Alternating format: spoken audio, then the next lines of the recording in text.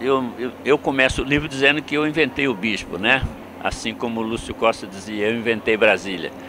Eu digo que inventei o bispo no sentido que eu inventei o bispo artista, porque o bispo com outras características já existia.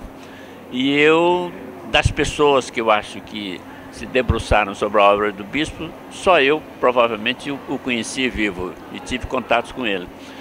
E eu organizei as primeiras exposições do bispo e também escrevi os primeiros textos sobre o bispo do Rosário. Isso foi um período que vai entre 1982 e 1993. Isso inclui a exposição, a primeira também fora do Brasil, na Suécia.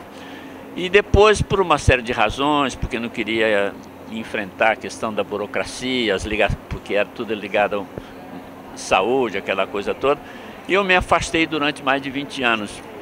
E então retornei agora pressionado por Flávia Coppas, né? E então, quer dizer, o livro, eu retomo alguns textos, eu escrevi cerca de uma dezena de textos, de ensaios, uns como apresentação de catálogos, e agreguei ou corrigi alguma coisa e acrescentei todo um capítulo em que eu procuro contestar certas objeções, né, à ideia de que bispo é artista, né, mesmo sendo louco, etc. e tal. Isso eu questiono com alguns colegas meus, com artistas, etc. e tal. E o livro acrescenta dois pontos fundamentais, quer dizer, dois documentos fundamentais. Um é o primeiro relatório médico indicando a loucura do bispo, que foi feita 2 dias depois dele ter sido internado no manicômio da Urna, depois do surto que ele teve, né? E é um documento de uma precisão e de uma clareza extraordinária. É talvez o documento médico mais importante sobre o bispo.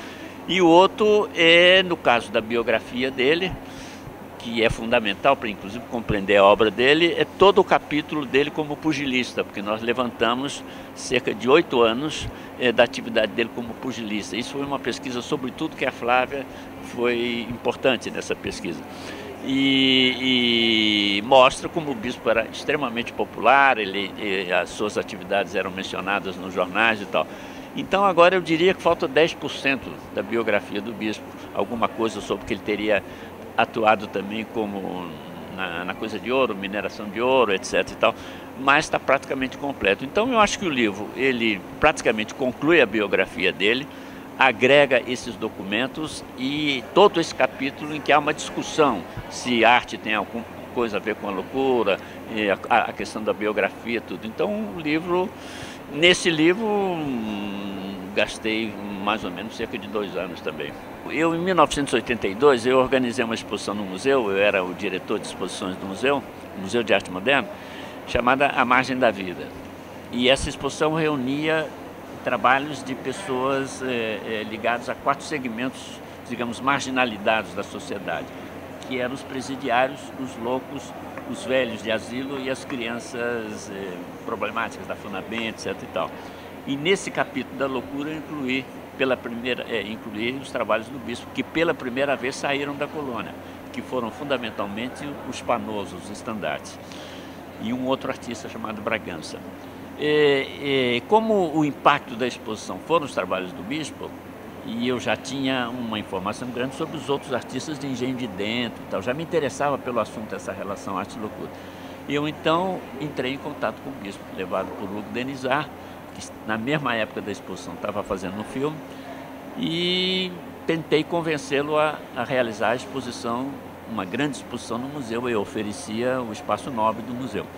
Nessa primeira oportunidade ele recusou, dizendo que não poderia separar dos seus trabalhos, o que é muito comum nos psicóticos, não poder se desligar das tralhas que o acompanham.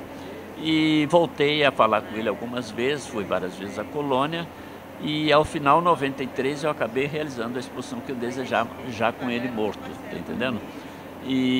Mas o contato é tal história, quer dizer, há uma ideia romântica de que o louco está sempre surtando, que está sempre delirando, que está com aquela gesticulação. Ele era uma pessoa relativamente tranquilo, muito educado, tinha um domínio, digamos assim, era bastante inteligente, ele dominava a conversa, ele não caía em armadilhas, está entendendo?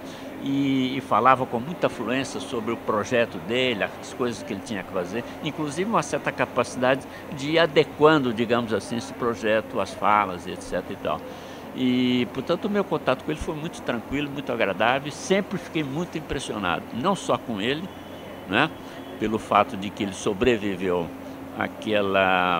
naquela situação absolutamente calamitosa, que é uma instituição manicomial, em que tudo é contra o doente, né?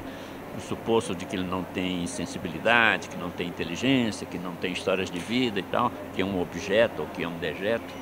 Então, quer dizer, eu acho que, para mim, eu tive o privilégio de conhecê-lo. E conhecendo, eu pude então aprofundar mais na obra dele do que outras pessoas que ficaram só numa discussão puramente intelectual, etc. e tal.